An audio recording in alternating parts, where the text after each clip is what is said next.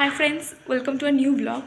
আজকে সকাল থেকে ভীষণই ব্যস্ত ছিলাম, কারণ আজকে আমাদের মানে বাপের বাড়ির ওখানে খাওয়ান দাওয়ান ছিল। তো সারাদিন কালকে তো গেছিলাম, কালকে 23 জানুয়ারি ছিল, 24 জানুয়ারি। এবার সারাদিনটা পুরো ব্যস্ততায় কেটেছে।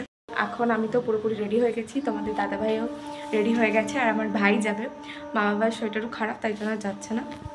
তো এই ব্লু কালারের শাড়িটা পরেছি, কেমন লাগছে সেটা অবশ্যই কমেন্ট করে জানিও। তো আমরা টোটো করে তিনজনে মিলে যাব। চলো ঝটপট বেরিয়ে পড়ি, বাদ বাকি কথা যেতে যেতে হবে তোমাদের সাথে। বাড়ি থেকে বেরিয়ে প্রায় আধ ঘন্টা 45 মিনিট পর আমরা অবশেষে বিয়েবাড়ি পৌঁছে গেছি। বিয়েবাড়ি যাওয়ার সময় রাস্তা একটু মানে এদিক ওদিক হয়েছে, তাই বেশ কিছুটা সময় চলে গেছিলো। তো প্রথমেই ওখানে গেটের ওখানে আমাদের যে আজকে ব্রাইড আর গ্রুমের ছবি দেখিয়ে দিলাম তোমাদেরকে। চলো এখন ব্রাইডের সাথে কিছু ছবি টবি তুলেছিলাম, সেগুলোও তোমার সাথে শেয়ার করলাম। গিফট ফিফটও দেওয়া হয়ে গেছে।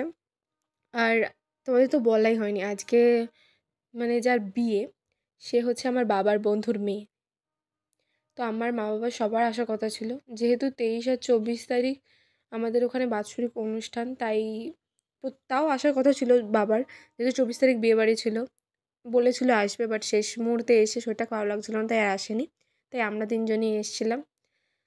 তো একটু ছবি টবি তোলার পর আমরা তিনজনে একটু ফুড কাউন্টারে চলে গেছিলাম। তো ওখানে কফি পকোড়া তারপর ফুচকা স্টল ছিল। তো মোটামুটি ফুচকা স্টলটাতে তুলনামূলক প্রচণ্ড ভিড় ছিল, যেমন হয় বিয়েবাড়িতে। তো আমি 2-3 বার ঘুরে ফিরে এদিক ওদিক করে তবুও ফুচকা স্টলটাতে চান্স পাইনি। তারপর অবশেষে চান্স পেয়েছি, কিন্তু আমার ভাগ্য এতই খারাপ যে 2-4টে ফুচকা খাওয়ার পরই আলু শেষ হয়ে গেছিলো। তারপরে বেশ কিছুক্ষণ দাঁড়িয়েছিলাম, বাট ভালো লাগছিল না। প্রায় অনেকটা রাত হয়ে গেছিলো তখনও পর্যন্ত যে বর সে আসেনি, জানি না কখন আসবে। আমরা তো ভাবছিলাম অত দেখাই হবে না, কিন্তু শেষ পর্যন্ত অপেক্ষা করার পর প্রায় 10টা 15-20 নাগাদ বর বিয়ে করতে চলে এসেছিলো। আমরা এখন সবে যাচ্ছিলাম উপরে রাত্রেবেলা ডিনার করতে। চলো উপরে যাই, ডিনার করে এসে বর আর বউকে একসাথে দেখে কথা বলে নিচে চলে যাব। তো ওইদিকে তোমাদের দাদাভাই আর যে আমাদের টোটো যে নিয়ে এসেছিলো সেই কাকু, আর অপোজিট সাইডে আমরা 2 ভাই বোন বসেছি। প্রথমে তো বিয়ের মেনু কার্ড দেখিয়ে দিয়েছি, তবুও চলো তোমাদেরকে বলে দিই কী কী মেনুতে ছিল।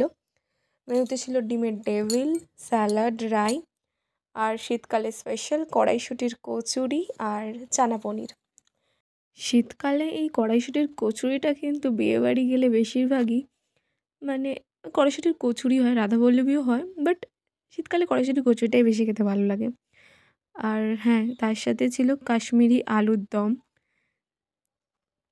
এরপর চলে এসেছিলো সোস টপার বাসন্তী পোলাও, চিকেন কষা আর চাটনি। আমি আর ভাই খাইনি, তাই আমাদের পাতে পড়ে গেছিলো মিষ্টি, নলেন গুড়ের লট চমচম আর পাঁপড়।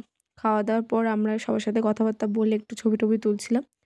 চলো বাড়ি পৌঁছে আবার তোমাদের সাথে কথা বলবো, এখন আর বেশি কথা বাড়াচ্ছি না। সবাই এলাম বিয়ে বাড়ি থেকে, মানে কি বলবো, ড্রেস চেঞ্জ করে ফ্রেশ হয়ে নিয়েছি। আর এই যে এখন টিস্যু নিয়ে দাঁড়িয়েছি, মুখটা আগে পরিষ্কার টরিষ্কার করি, তারপর আর রেস্ট নিতে হবে। মানে কাল থেকে 23 জানুয়ারি থেকে একদম মানে কি বলবো, রই ব্যাপার।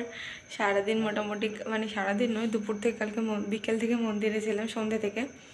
আর আজকে সারাদিন সকাল থেকে ছিলাম বাবার সাথে। তো আর শরীর বইছে না, দাঁড়িয়ে থাকা বসা এরকম।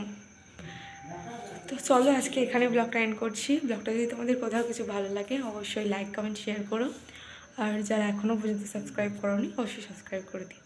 তো আজকের মতো টাটা, খুব শিগগিরই আবার নেক্সট ব্লগ নিয়ে তোমাদের সাথে দেখা হবে।